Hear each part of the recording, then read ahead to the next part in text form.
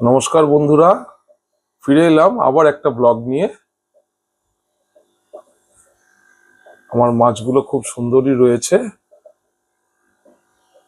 এই সপ্তাহে কালী পুজোর পরের দিন আমরা সবাই মিলে হঠাৎ করেই জানেন তো পুরী ঘুরতে চলে গেছি। পুরী ঘুরতে যাওয়ার অ্যাকচুয়ালি প্রোগ্রাম হয়েছে। এবার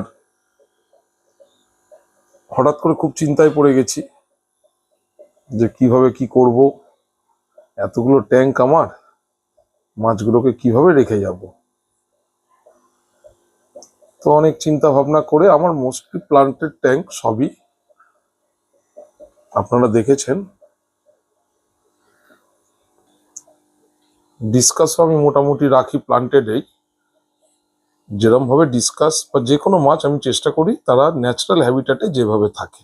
এটা হচ্ছে আমার ডিসকাস ট্যাঙ্ক। ওই যে পেছনে ডিসকাস গুলো, রাত্রেবেলা তো সব ঘুমানোর ধান্দা চিন্তা করছে আর কি। ওই যে ব্লুটা, ইয়েলোটা, অরেঞ্জটা, আর এই হচ্ছে আমার রেমিনোস্টেট। আমার নিচ দিকটা ফলো করুন একটু, দেখবেন যে এখানে প্রচুর আমার নিচে খাবার আছে মাছের। এই জন্য আমি যেটুকু রিসার্চ করে বুঝতে পেরেছি যে যদি আপনার এরকম প্লান্টেড ট্যাঙ্ক হয় তাহলে আপনি মাছকে 2 দিন 3 দিন 4 দিন না খেতে দিলেও কোনো অসুবিধা নেই। এমনি মাছ কম খায়, আমি সবসময় বলি মাছকে দিনে একবারে বেশি খেতে দেবেন না। আমিও খেতে দিই না, একবারে বেশি আমি মাছকে খেতে দিই না। তো আমি সেইভাবেই মাছগুলোকে তৈরি করেছি। তো 4 দিন আমি থেকে গেছিলাম পুরী।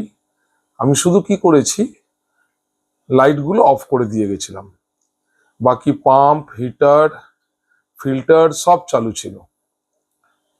আর শুধু এই ট্যাঙ্কটায়, যেহেতু এখানে কোনো গাছ নেই, নিচে কোনো খাবার থাকার উপায়ও নেই, তাই এদেরকে, ভাইকে বলে গেছিলাম যাতে এদেরকে খেতে দেয়। শুধু এই ট্যাঙ্কটা ও খেতে দিয়েছিল। অন্য কাউকে বললে, ভাইকে সব ট্যাঙ্কে বললেই খেতে দিত। দেখুন এই ট্যাঙ্কটা নতুন বানিয়েছিলাম, যেটা কি সুন্দর ট্যাঙ্কটা হয়েছে। পেছন দিকে গাছগুলো ভর্তি হয়ে গেছে, সব বড় বড় গাছ হয়ে গেছে। ডিসকাস দুটোও ভালো আছে, ডিসকাস দুটো খুব সুন্দর রয়েছে। ওদের গাপ্পি টাপ্পি দিয়ে পেছন দিকটা গাছ দিয়েছি শুধু। আপনাদের আগের ভিডিওটায় দেখিয়েছিলাম আমি পুরো সেট আপটা। তো যাই হোক, যেটা বলছিলাম, তো আমি কাউকে খেতে দিইনি, শুধু ওই একটা ট্যাঙ্কে খেতে দেওয়ার ব্যবস্থা করে গেছিলাম।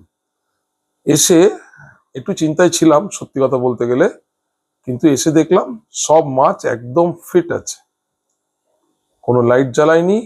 কিন্তু পাম্প, হিটার, এই যাবতীয় জিনিসগুলো আমি চালিয়ে গেছিলাম। ফিল্টার কনস্ট্যান্ট চলছিল, এমনিতেও কনস্ট্যান্টলি আমার চলে। তো সব মাছ, আমার নিচের ট্যাঙ্ক, উপরের ট্যাঙ্ক, সব ট্যাঙ্কেরই মাছগুলো একদম সুস্থ আছে।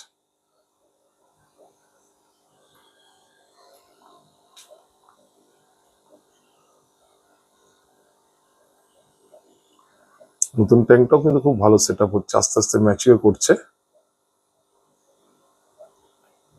পুরীতে কিছু দৃশ্য আপনাদের সঙ্গে শেয়ার করি। দেখুন, পুরীতে মাছ ধরা, আপনারা হয়তো সবাই পুরী গেছেন, ভালো লাগলো তাই দৃশ্যগুলো একটু শেয়ার করলাম আপনাদের সঙ্গে। একটু দেখুন, ভালো লাগবে।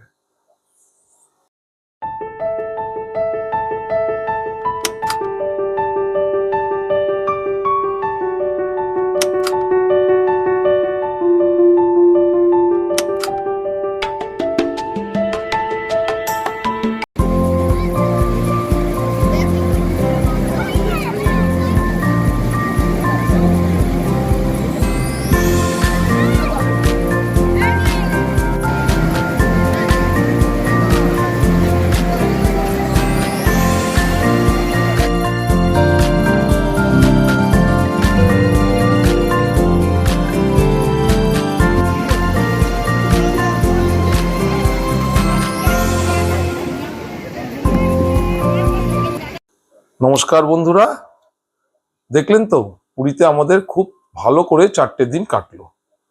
এবং আমি এই পুরী যাওয়া থেকে আপনাদের যে জিনিসটা আমিও শিখলাম এবং আপনাদের সঙ্গেও শেয়ার করলাম, সেটা হচ্ছে আপনারা যদি 3-4 দিনের জন্য কোথাও বেড়াতে যান, মাছকে কিছু খেতে দিয়ে যাবেন না।